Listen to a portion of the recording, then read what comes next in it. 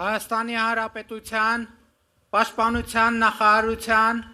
Ներքին գործերի նախարարության, Ազգային անվտանգության ծառայության ծառայողներ, ողջունում եմ ձեզ։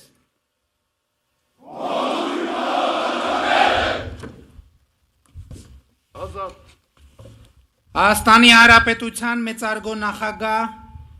Ազգային ժողովի մեծարգո նախագահ,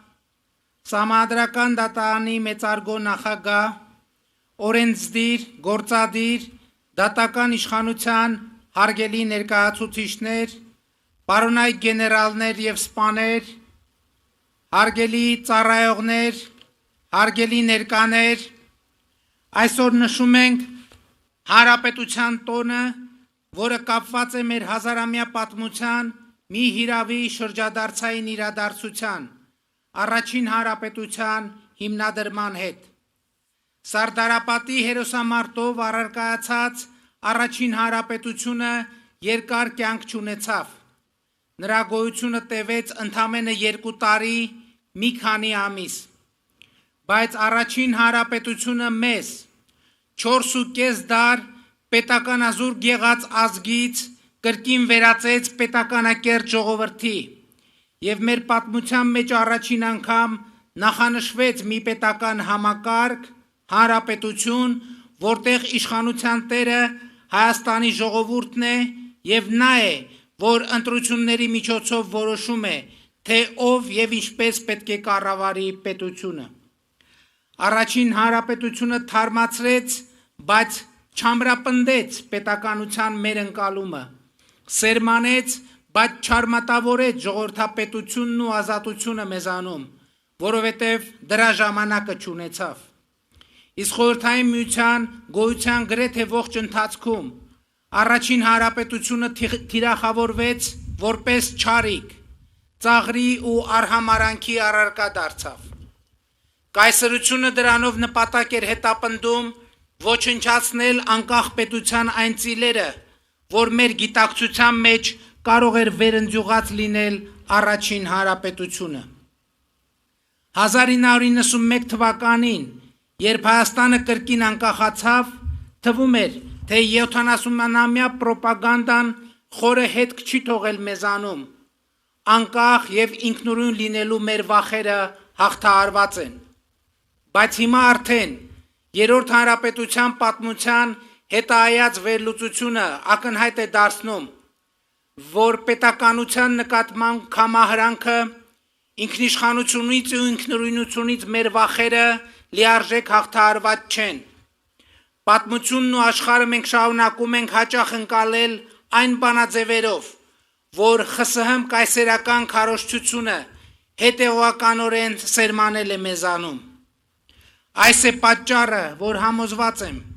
մեր պետության ու մեր ինքնության հարատևությունը ապահովելու համար առաջին հերթին հենց սա պետք է հաղթահարենք, ինչի արդյունքում կկարողանանք արձանագրել և մարսել մի քանի առանցքային իրողություն։ Իրողություն թիվ 1. Մեր ինքնությունը մեր պետությունն է։ Մեր պետությունն է մեր ինքնությունը, որովհետև բոլոր այն հատկանիշներն, որ պայմանավորում են մեր ինքնությունը, ձեռք են բերվել, ձևավորվել ու հաստատվել են պետականության շնորհիվ, այսինքն պետականության գոյության պայմաններում, պետական որոշումներով և կամ պետական աջակցությամբ։ Իրողություն թիվ 2. 29743 քառակուսի կիլոմետր միջազգայինորեն ճանաչված տարածքով Հայաստանի Հանրապետությունը մեր ժողովրդի ոչ թե կորուստների,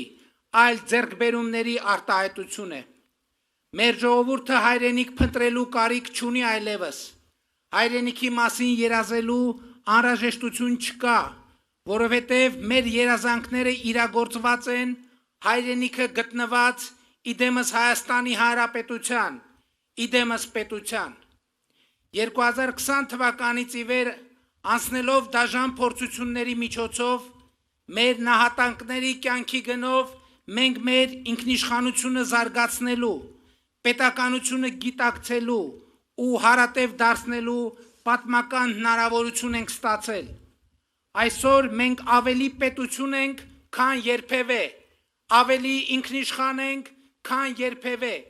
ավելի անկախ ենք, քան երբևէ։ Իրողություն թիվ 3. Վերջին 4.5 դարվա մեր պատմությունը, պատմական Հայաստանը մեզ մեկական հիմնական ուղերձ են հղում։ Մի կրկնեք այդ պատմությունը, մի գնացեք իմ ճանապարհով, մի կրկնեք ինձ, սա մեջբերում է վերջին 450 տարվա մեր պատմության եւ պատմական Հայաստանի ուղերձից։ Սրանք են այն ուղերձները, որ պատմությունը եւ պատմական Հայաստանը հղում են մեզ, եւ Հայաստանի Հանրապետության ժողովրդի ընտրությամբ ձևավորված կառավարությունը ըմբռնել եւ իրագործում է պատմական այս ուղերձը։ Իրողություն թիվ 4. Արտաքին ուժերի կողմից երաշխավորված անվտանգությունը խաբուսիկ է։ Մենք ինքներս ենք մեր անվտանգության երաշխավորը եւ այդ անվտանգության երաշխավորման գործուն միջոցներն են առաջին հերթին քաղաքական դիվանագիտական գործիքները, անմիջական հարևանների հետ հարաբերությունների կարգավորումը, հարևանների եւ ոչ թե հեռավորների հետ խաղաղություն հաստատելը, եւ այս հենքի վրա բալանսավորված եւ բալանսավորման արտաքին քաղաքականություն վարելը եւ նրա ստեղծած հնարավորությունները։ Իրողություն թիվ 5. Պետությունը պատասխանատվություն է, ազատությունը պատասխանատվություն է, հարության ու յուրաքանչյուր անհատի երկարաժամկետ ազատությունն ու բարեկեցությունը ուղիղ համեմատական են այս իրողության հանրային եւ անհատական գիտակցման եւ այդ գիտակցումից բխող վարվելակարգի հետ։ Ազատության եւ պետության նկատմամբ ունեցած պատասխանատվության շրջանցումը թե ազատության եւ թե պետականության կորստի ճանապարհ են։ Այդ պատասխանատվության կատարման որակն ու այդ պատասխանատվության նկատմամբ ունեցած հարազատությունը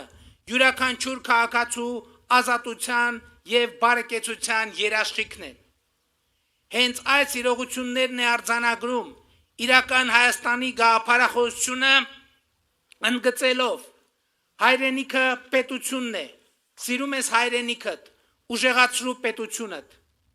անհատական ջանքով հարստացիր եւ հարստացրու, այստեղ հայրենիք, այստեղ հաց, այստեղ պետություն, այստեղ կաց, Հայաստանը իմ տունն է, ժողովուրդն իմ ընտանիքն է։ Հայաստանի Հանրապետության մեծարգո նախագահ, ազգային ժողովի մեծարգո նախագահ, Սահմանադրական դատարանի մեծարգո նախագահ, օրենսդիր, գործադիր, դատական իշխանությունների հարգելի ներկայացուցիչներ, պարոնայք գեներալներ եւ սպաներ, հարգելի ներկաներ։ Դեպի Հայաստանի Հանրապետության հարատևություն, պետական անկախություն, ինքնիշխանություն, բարեկեցություն ու ազատություն տանող մեր ընթացքը մտնում է պատմականորեն վճռական փուլ։ Նախորդող շրջանում մենք ունեցել ենք անուրանալի հաջողություններ։ Հայաստանի եւ Ադրբեջանի միջև խաղաղության եւ միջպետական հարաբերությունների հաստատման համաձայնագրի նախագիծը համաձայնեցված եւ համաձայնագրի նախագծի շուրջ բանակցությունները ավարտված են։ Այժմ մենք Ադրբեջանի հետ երկկողմ խորհրդակցություններ ենք իրականացնում համաձայնագրի ստորագրման ժամկետների եւ հանգամանքների շուրջ համաձայնությունների հասնելու համար։ Հայաստանի եւ Թուրքիայի միջև հաստատված է ակտիվ երկխոսություն։ Հայաստանի եւ Իրանի Իսլամական Հանրապետության միջև հարաբերությունները գտնվում են աննախադեպ բարձր մակարդակի վրա։ Հայաստանի եւ Վրաստանի միջև հաստատված է ռազմավարական գործընկերություն։ Հայաստանի միջազգային հեղինակությունը աճում է տեսանելի կերպով եւ այն փաստը, որ 2026 թվականին մեր երկիրը հյուրընկալելու է Եվրոպայի եւ աշխարհի երկու հեղինակավոր ու մասշտաբային միջոցառումներ, Եվրոպական քաղաքական համայնքի 8-րդ գագաթնաժողովը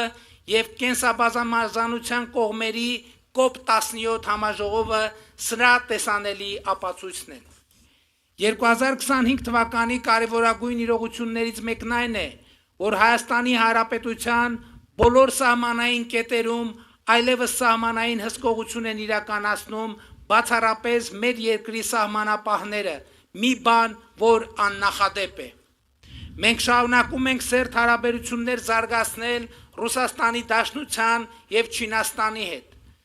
Միացյալ Նահանգների հետ հաստատել ենք ռազմավարական գործընկերություն։ Հնդկաստանի հետ մեր գործակցությունը խորանում է։ Ֆրանսիայի եւ Եվրամիության հետ մեր հարաբերությունները գտնվում են աննախադեպ բարձր մակարդակի վրա։ Հանրապետությունն ու ժողովրդավարությունը իրողություն են։ Բալանսավորված եւ բալանսավորման արտաքին քաղաքականությունը իրողություն է։ Ինքնիշխանությունը եւ անկախությունը իրողություն են։ Պետությունը իրողություն է եւ մենք պետք է գնահատենք եւ փայփայենք այս ձեռքբերումները։ Մենք հաղթահարել ենք կորուստների պատմության շրջափուլը եւ թեւակոխել ենք ձեռքբերումների պատմության մի խոստումնալից դարաշրջան։ Հոռետեսությունն ու հուսահատությունը այլևս Հայաստանի Հանրապետության ուղեկիցը չեն։ Հայաստանի Հանրապետության ուղեկիցը պետականակենտրոն ինքնագիտակցությունն է, աշխարհի գիտելիքահենք իմացությունը, զարգացումը ու ժողովրդավարությունը։ Խաղաղությունն ու անվտանգությունը դառնալու են Հայաստանի Հանրապետության երկարաժամկետ ուղեկիցներ։ Պատերազմ չի լինելու է խաղաղություն։ Բոլորի շնորհավորում եմ Հանրապետության օրվա առիթով։ Փառք նահատակներին եւ կեցցե Հայաստանի Հանրապետությունը։